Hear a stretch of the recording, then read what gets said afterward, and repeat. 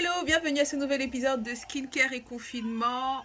On ne compte plus les jours de confinement, maintenant on compte les jours qui nous éloignent du déconfinement. Et je voulais qu'aujourd'hui on parle de quelque chose que j'espère vous avez introduit dans votre routine pendant cette période de confinement. Sinon, ce n'est pas encore trop tard. On a déjà un peu parlé ici, il s'agit de masques.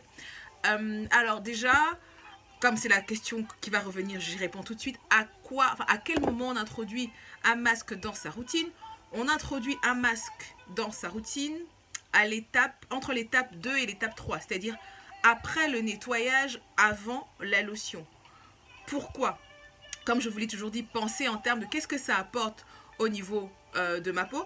Ce que vous voulez quand vous faites un masque, c'est apporter un soin spécifique au niveau de votre épiderme. Vous voulez en fait bénéficier de tous les principes actifs qui se trouvent à l'intérieur du masque, et en le laissant poser longtemps, vous laissez le temps qu'il y ait une diffusion du produit jusqu'au travers de l'épiderme. C'est comme ça qu'il va être efficace.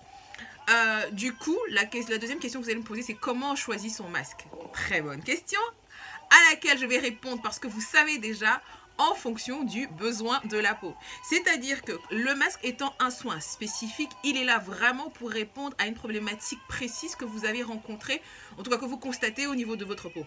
Donc, ça peut être un masque illuminateur, ça peut être un masque apaisant, ça peut être un masque hydratant, et ça peut être les très célèbres sheet masks.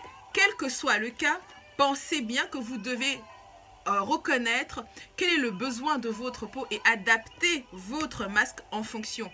Plus vous allez le laisser poser, mieux ça va être. Cependant, je tiens à le dire, il y a des masques qui ont une durée, vous allez voir c'est marqué, une durée bien précise.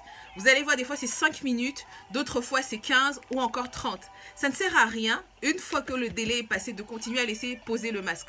Pourquoi? Parce que précisément, le temps qu'on vous met est le temps nécessaire pour que le produit puisse diffuser au niveau de votre épiderme. Donc c'est largement suffisant. Il y a des personnes, c'est marqué 10 minutes, elles restent 15-20, il n'y a pas de souci. Mon point là-dedans, c'est que vaut mieux respecter la posologie. En fait, en gros, laisser au moins poser le temps de la... Laisser au moins poser le masque pendant le temps qui est indiqué au niveau de la notice. Moins, ça ne servira à rien. Plus, ça ne sert non plus à rien puisque la peau à ce moment-là ne va pas absorber beaucoup plus votre masque. La dernière question, et parce que je sais qu'elle aussi, elle va revenir. Est-ce qu'il y a des masques qui sont mieux que les autres? Non, pas du tout. C'est vraiment une histoire encore de galénique. Il y a des personnes qui vont préférer avoir des sheet masks comme ça, vous savez, les masques qui sont en tissu. D'autres qui vont préférer des masques comme ça. Ou encore, là, comme ça. À titre personnel, je préfère soit les sheet masks, les masques de tissu donc, soit des masques qui sont comme ça, c'est-à-dire pas des masques, pas comme ceux-là, où je peux mettre, vous savez, la main, où je peux mettre le doigt. Pourquoi? Parce que c'est une histoire de contamination. Alors, ou alors si vous faites ça, vous avez la petite spatule qui vient avec, et vous faites bien attention de la prendre, et c'est comme ça que vous étayez le masque, mais surtout ne mettez pas votre doigt dedans, à chaque fois, et vous remettez sur votre peau. C'est juste ça.